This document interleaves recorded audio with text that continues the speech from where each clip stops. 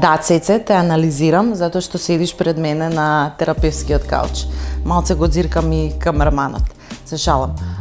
Значи, тоа е многу често прашање. Многу почесто го добивам во сетингот надвор од работниот сетинг, односно кога со некој ќе се запознам, па ќе ме праша што работите и слично, и кога ќе кажам дека сум психолог, психотерапевт, знам дека второто прашање е тоа. Тоа значи дека сега ме анализираш и слично, па да се инсистира на фидбек или да се инсистира на фидбек на крајот од социјалното дружење, од седењето во ресторан и слично, и да се праша и сега што мислиш ти за мене?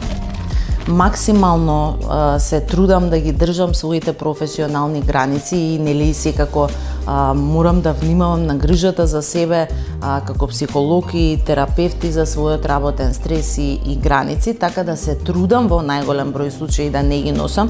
Меѓутоа и јас сум само човек и апсолутно ако во текот на денот има некаква нели случување, односно тераписки процес кој што многу допрел до мене, ми оставил некакви дилеми или можеби има потреба да дополнително размислам за терапискиот план, па земам да читам нешто или можеби читам или гледам нешто или присуствувам на некоја едукација, па ќе ги помислам своите клиенти така што тоа некогаш знае да се случи.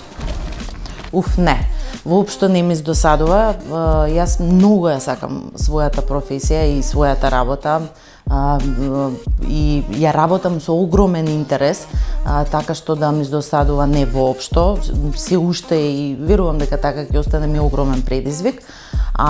Дека некогаш денот знае да биде голем предизвик, апсолутно да. Тоа значи, например, ако во еден ден се работиме со неколку клиенти кои што имаат нели некаква по болна, тажна, тешка приказна доживување, психолошка емоционална криза или било што, така што има влијание, имаме подобри денови, имаме и потешки денови, да речеме. Сонуваме затоа што тоа е составен дел нели од процесот на спиење. Јас обожавам да сонувам и така имам една способност да до некаде влијам на своите соништа. Сонуваме затоа што тоа ни помага да ги обработиме собствените емоции, да ги репроцесираме случувањата од денот, ни помага во консолидирање на сеќавањата и на меморијата.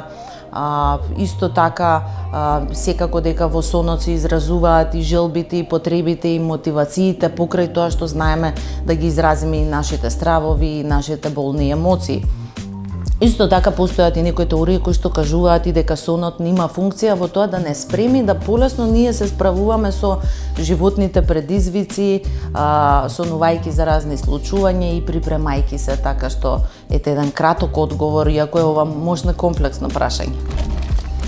Исти како и сите останати луѓе, ние сме пред се само луѓе и имаме се соочуваме со истите потешкоти како и нашите клиенти. Дали се тоа партнерски кризи, брачни кризи, животни дилеми, потешкоти со анксиозност, потешкоти со работен стрес и слично, односно се, и ние сме подеднакво ранливи луѓе како и нашите клиенти.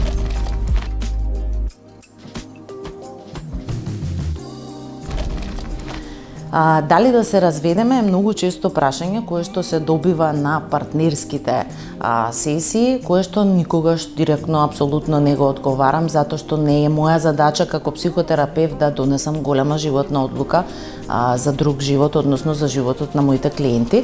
Така што тоа прашање може јас умешно да го вратам кон нив и да помагам со моите тераписки прашања. Многу често на крајот на тераписките сесии знае клиентот да праша, особено на после првата сесија, и сега ќе ми кажете ли што мислите за мене, добра ли сум, кој е вашиот впечаток, што заклучивте, ми направивте ли психоанализа и слично, така што тоа е мушне симпатично и нели секако ние како терапевти си даваме адекватен терапевски фидбек на истото. Анксиозноста и паничните напади знаат да бидат толку предизвикувачки и непријатни за доживување, што прават да клиентите се нетрпеливи да излезат нели од сето тоа што им се случува, и одговорот на ова прашање е секогаш дека е тоа индивидуално и зависи од многу фактори.